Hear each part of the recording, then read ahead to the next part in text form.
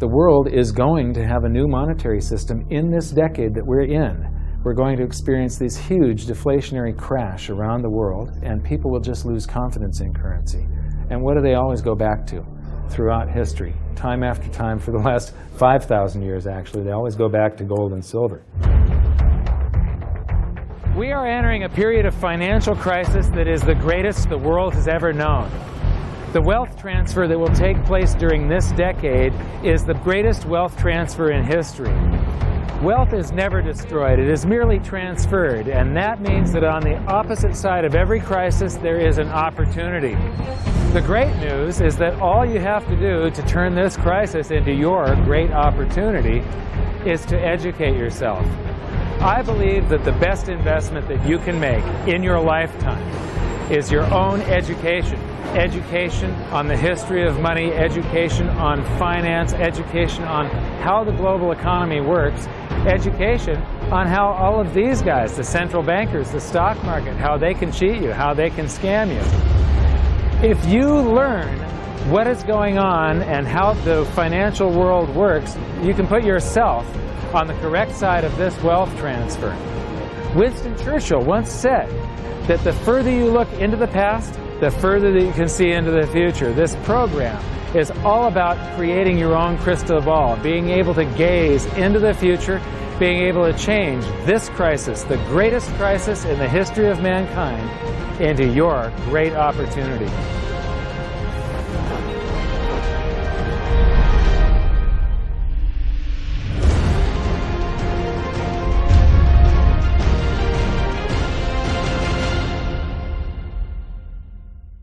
So it all started back in 1999 when my sister and I hired a financial planner to help my mother with her assets, and we gave him control of the family's assets. And in the next year and a half, he lost 50% of what she had. You know, he would come to us every 6 months. We'd have a meeting, and he'd have this smile on his face, just ear-to-ear smile, going, "We did really well. The S&P lost 24%, and you only lost 18%. And so I fired him, and I moved all of her assets to cash, and I dove into studying the financial markets, which led me into studying the economy. And when you start reading about the global economy, the people that are concerned with trade deficits and budget deficits, it's the hard money advocates, the gold community. And once I started reading them, they also write about monetary history, and then I really fell in love. Because monetary history just repeats and repeats over and over again, echoing all the way back to the beginnings of civilization.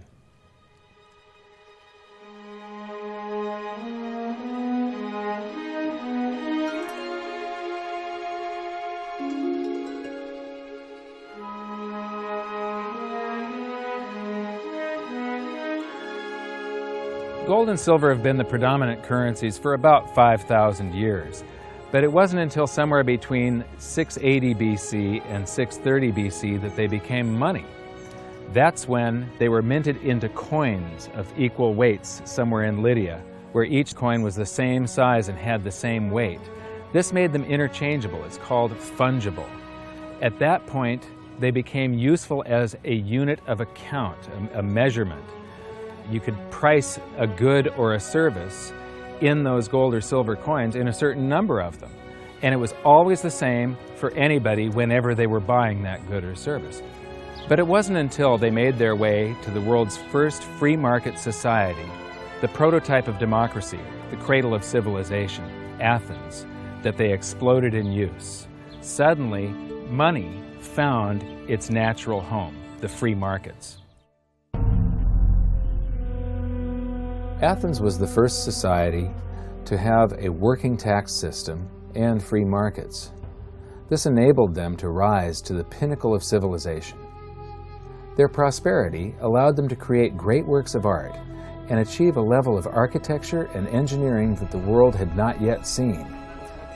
Here we are 2,500 years later, and people are still in awe of their achievements. It was truly a fantastic period in human history, and the Athens star shone brightly for many years. So this begs the question, what went wrong? How did such a great and powerful civilization fall? The answer lies in the same pattern that we see throughout history: too much greed and too much war. It was when the Athenians got involved in the Peloponnesian Wars, a war with Sparta, that their monetary problems began. First, they lost access to their gold and silver mines. They were also paying armies that were on foot, and they were miles and miles away from Athens. So as they pay their armies to buy goods and services from the local populations, a deflation occurs in Athens because they're sending all of their coinage out of the city. Then they started debasing their coinage to pay for the war. If you take in 1,000 coins in taxes, and then you melt those down, those gold coins, and you mix 50% copper into your gold, now you can mint 2,000 coins. So if you take in only 1,000 coins, but you spend 2,000 coins, what is that called? That is deficit spending. Athens began to do that during this war with Sparta. They also had these great public works, which were very expensive, and they finished the Temple of Athena Nike during the truce in the middle. There was a 6-year truce in the middle of this 27-year war. So they didn't stop their great public works and allow their market economy to heal from the expense of this war. As they debased their coinage, people would take the new debased coins at face value at first, until there were a whole bunch of those. And there's something called Gresham's Law, where people tend to save to keep the thing that's rare, and they spend the thing that's common into circulation first. So all of the gold and silver coins started to disappear from circulation and become quite rare, and it was just these copper coins. Suddenly, it took a whole bunch of copper coins to buy a gold or silver coin, one of those old gold or silver coins. This is the first time that gold or silver ever had a price. Before that, everything was measured in a weight of gold and silver. So a large factor in Athens' downfall was the expense of war, the expansion of empire, the debasement of their currency, the eventual inflation that was caused. You know, they minted these coins until they became nothing but flecks of copper. This was actually the world's first hyperinflation. And what it did was it financially debilitated Athens to the point where in 404 BC they surrendered to Sparta. And eventually they became nothing but a satellite of Rome. The thing that amazes me is how history just keeps on repeating and repeating and repeating, and we never learn from all of our stupid mistakes. We just repeat the same stupid mistakes over and over and over again. Today we are doing the same thing that the Athenians did that caused the loss of their great culture. We're doing the same currency debasement. We're doing the same deficit spending, and it's for the same reasons. It's for war, and it's for great public works. The interesting thing about the Peloponnesian War was how it started. I would say one of the interesting parallels is that it started really with Athens at its height and with a level of hubris that set them down the road towards ruin. Perhaps they felt that they were, superior, couldn't make a mistake, exactly. They knew better. Exactly, and they ended up destroying their society as a result. It's a road that we're going down today, right? I think absolutely. Yeah. There was a play written shortly after the Peloponnesian Wars about the worthlessness of the copper flecks that were their coinage at the time. So we go from gold and silver, very high value money, to a currency that has a face value. And it's the first example that I can find in history where a war and great public works were being funded through deficit spending. What you've just seen is the first recorded example of one of the most predictable hidden secrets of money, the 7 stages of empire. It's a long-term cycle that echoes throughout history right to this very day, and is basically a societal pendulum that swings from quality money to quantity currency and back again to quality money. It always plays out in 7 stages. It always ends with gold delivering a knockout blow to debased currencies. And it goes like this. Stage 1. A country starts out with good money, which is either gold or silver, or it's backed by gold or silver. Stage 2. As it develops economically and socially, it begins to take on more and more economic burdens, adding layer upon layer of public works. Stage 3. As its economic affluence grows, so does its political influence, and it increases expenditures to fund a massive military. Stage 4. Eventually, it puts its military to use, and expenditures explode. Stage 5. To fund the war, it steals the wealth of its people by debasing their coinage with base metals, or by replacing their money with currency that can be created in unlimited quantities. Stage 6. The loss in purchasing power of the expanded currency supply is sensed by the population and the financial markets, triggering a loss of faith in the currency. Stage 7. A mass movement out of currency into precious metals and other tangible assets takes place. The currency collapses, and gold and silver rise in price as they account for the huge quantity of currency that was created. This process transfers massive wealth to those who had the foresight to position themselves beforehand in real money, gold and silver. You know, our monetary system basically steals from the poor and middle class and transfers the wealth to the banks. We see this throughout history, and it's just repeating over and over again. What's happening in Greece right now is basically the same thing that was happening back in 407 BC. The deficit spending to fund all of these public works and the debasement of their currency supply caused them to become nothing but a satellite of Rome. Today, they're becoming nothing but a satellite of the banks. Well, the idea of Gresham's law is simply that people are going to hold on to what's value and spend what isn't valuable. Way, way back in my youth, I was 11 years old when we went from a silver-based monetary system to a purely fiat system. People saw that silver was money, they got used to it, they didn't really think about it.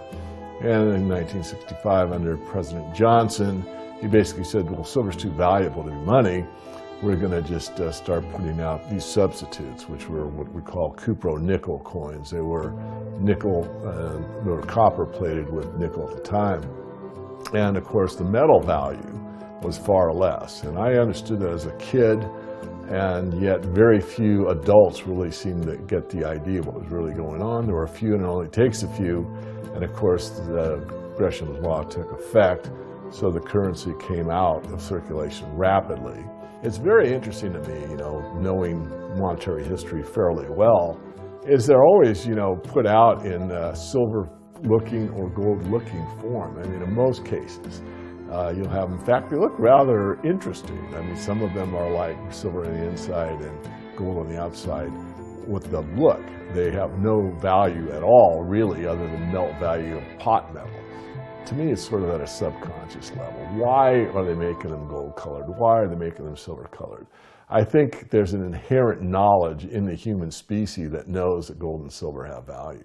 So if they look in their pocket and they see something gold-colored or silver-colored, it gives them kind of a warm, fuzzy feeling. And it's like, oh yeah, but there's no value in these coins, really.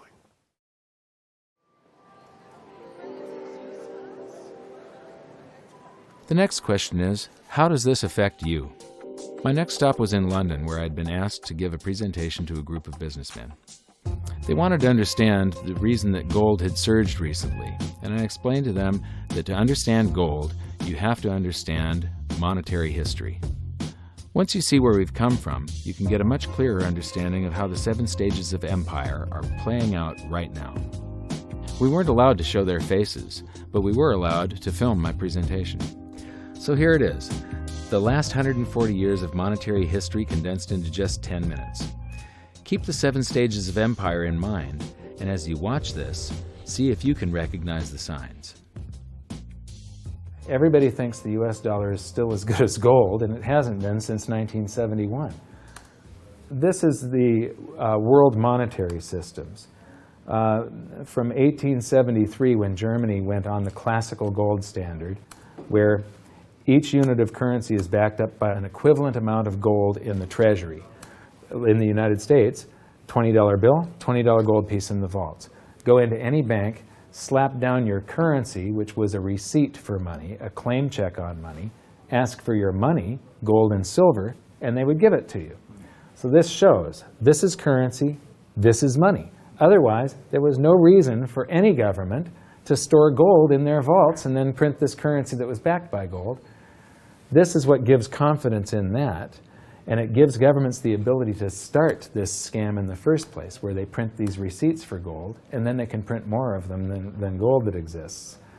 And that happened when we got to World War I, and all the combatants stopped redemption rights. You could no longer go in the bank and trade your pounds, lira, marks, francs, no longer redeemable in gold, and they lit up the printing presses and started printing like crazy. Then between the wars, they went on something called the gold exchange standard, where currencies would be backed partially by gold. So in the United States, under the Federal Reserve Act of 1913, the Federal Reserve was allowed to put $50 worth of claim checks on gold, currency in circulation, backed up by only $20 worth of gold. So it was a 40% reserve ratio. For every $20 gold piece in the vault, they could put $50 in circulation. We're the dollars of the nation on parade. We're the biggest batch of dollars ever made. Oh, we used to march by millions, but now we march by billions, and maybe we'll be trillions for your dead. We're the dollars. Then we get to 1944. Now, during both wars, Europe paid the U.S. with gold. During World War I, the U.S. didn't get into the war until the very end of it. We didn't really have troops on the ground here in any quantity until the last 6 months of the war. So for the first 4 years or so, we're selling you, you take all of your young men off of the farms and turn them into soldiers. You take your factories that make toasters and they start making machine guns. Your factories that made cars are now building tanks. And so you turn your economy toward war, and all of your consumer goods and your grains had to be imported from the United States, and you paid us with gold. Then in World War II, Hitler starts saber-rattling in 1936, annexes Austria in 1938, invades Poland in 1939. Pearl Harbor wasn't until the end of 1941. We didn't have troops on the ground until, I believe, August of 1942. So again, there's like 6 years where you're paying us with your gold, and we're selling you stuff.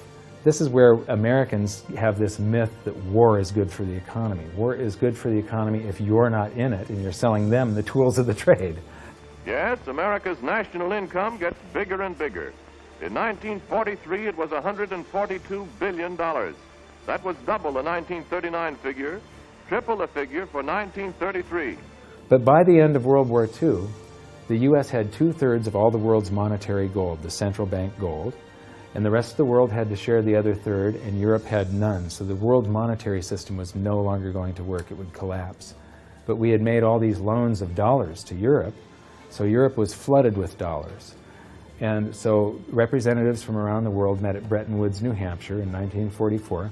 They came up with a new world monetary system called the Bretton Woods system, where every currency on the planet, with the exception of just a few, they would be backed by the U.S. dollar, and the U.S. dollar would then be backed by gold at $35 per ounce. This gave confidence to all currencies. So this gave the world stability, and it pegged all the world's currencies to each other through the dollar to gold. So there was no such thing as the Forex. Currencies didn't float. The exchange rates were fixed year after year, and this helped to make world trade boom.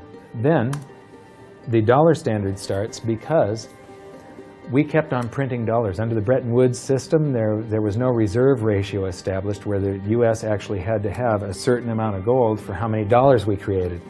So we had done a bunch of deficit spending for Korea, for Vietnam, for Johnson's Great Society, and expanded the currency supply, the amount of paper dollars in circulation, and exported them all over the world. And then in the 60s, Charles de Gaulle, president of France, realizes that we don't have the gold to back up the dollars. Le fait que beaucoup d'États acceptent par principe des dollars au même titre que de l'or entraîne les Américains à s'endetter et à s'endetter gratuitement vis-à-vis de l'étranger, car ce qu'ils lui doivent, ils le lui payent avec des dollars qu'il ne tient qu'à eux d'émettre. Nous estimons nécessaire que les échanges internationaux soient établis comme c'était le cas avant les grands malheurs du monde, sur une base monétaire indiscutable et qui ne porte la marque d'aucun pays en particulier. Quelle base? En vérité, on ne voit pas qu'il puisse y avoir réellement de critères, d'étalons autres que l'or. And he starts asking, France asks for their gold and trades in the dollars. And at that point, other countries saw this and start jumping on board. And the U.S. lost 50% of its gold from 1959 to 1971. But we still had, in 71, about 12 times more dollars that we had created than there was gold. And this run on the bank, basically, the U.S. now being the bank, this is a giant worldwide bank run, because the U.S., for the second time, had committed a fraud and created more receipts for gold than there was gold. It's that simple. And then finally, the markets sort of sensed this. And Nixon was forced to take us off the gold standard, because if he had paid out gold until it got to zero, once we couldn't pay on some of those dollars, the entire worldwide monetary system would have collapsed. I have directed Secretary Connally to suspend temporarily the convertibility of the dollar into gold or other reserve assets, except in amounts and conditions determined to be in the interest of monetary stability and in the best interest of the United States. In full cooperation with the International Monetary Fund and those who trade with us, we will press for the necessary reforms to set up an urgently needed new international monetary system. And on August 15th, 1971, all the world's currencies became fiat currency. I don't know why the rest of the world didn't rush out and hang him, but they didn't. They just all went along with this. To our friends abroad, I give this assurance. The United States has always been and will continue to be a forward-looking and trustworthy trading partner. There have been thousands upon thousands upon thousands of fiat currencies throughout history, and there isn't one that survived. It is a 100% failure rate. And we started this experiment where all the world's currencies would be fiat currencies simultaneously in 1971. But what we have here, 30 to 40 years, different monetary system, 30 years, 28 years, 39 years plus, what's next? The world is going to have a new monetary system in this decade that we're in. We're going to experience this huge deflationary crash around the world. The world will probably end up on some sort of new monetary system, probably after governments try and print their way out of this and cause hyperinflations of all the currencies, and people will just lose confidence in currency. And what do they always go back to throughout history? Time after time, for the last 5,000 years actually, they always go back to gold and silver.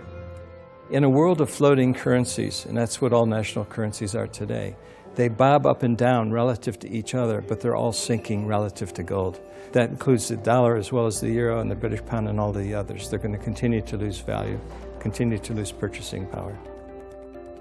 Personally, I don't think there's any way of avoiding what is coming. There's no way to fix it right now. There's only a way to either let it wipe you out or to benefit from it. And I want to make sure that it's not just a few of the big investors in the world that are ending up with all the cookies. I want to make sure that there's as many small investors as possible that are benefiting from it, because that's what makes society run. Middle class, small investor.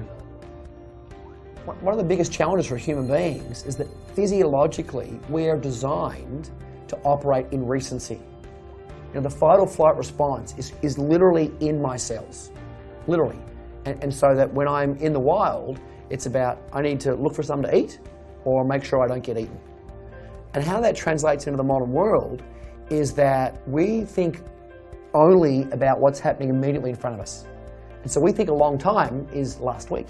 In the world of YouTube and Facebook and instant messaging, we think 3 seconds is a long time. Like, did you get the post already? I already posted it. And the reality is, that if you look at history, and I don't mean a week, I don't mean a month, I mean decades, I mean 100 years, I mean a couple of 100 years, I mean more than a couple of 100 years, you can start to see some patterns. You can see some things that are going on because history repeats itself. There are some trends and there are some movements that you can learn from. And you literally have to go outside of your human instincts to look at history, because we just want to focus on right now, because as I said, that's about either eating or being eaten. So we've got to go beyond that, and that means not just focusing on the here and now, but learning some real powerful stuff from what's happened, because there just might be some indicators there as what's going to happen in the future. Now, the 7 stages of empire, just as a reminder, started with sound money. And then a country adds layers of public works and social programs, and then develops a massive military, and then puts that military to use. And to pay for the war, it debases its currency supply, which causes a loss of faith in the currency, which then leads to a currency crisis, and gold does an accounting of the expansion of that fiat currency supply that happened over all those years of the first 5 stages. We are in the 6th and beginning the 7th stage. Gold started the accounting in the year 2001. It was $250 then, but we're still in the very early stages of this. Well, that's right. I think one of the problems with gold is people just don't understand it. I mean, for one thing, it's sort of been banished from the curriculum for 35 years. We have going on 2 generations of academics and scholars who have never studied gold. Unless you're a specialist in economic history, you can go back and look at it. Now, when I was in university and even when I was in graduate school in economics, we were still on the gold standard in some form. It was fairly attenuated, but when you studied the IMF and you looked at how they present the finances of a country and the breakdown of the reserves and the capital accounts, gold was a line item in the capital account, and you had to understand how it, what role it played and how it could equilibrate in terms of balance of trade. Well, that's gone. The IMF, Nixon went off the gold standard in 1971, and bright young economic students just don't understand gold. They think it's a joke, or they think it's maybe a commodity trade or a momentum trade. They don't understand that it really is money par excellence.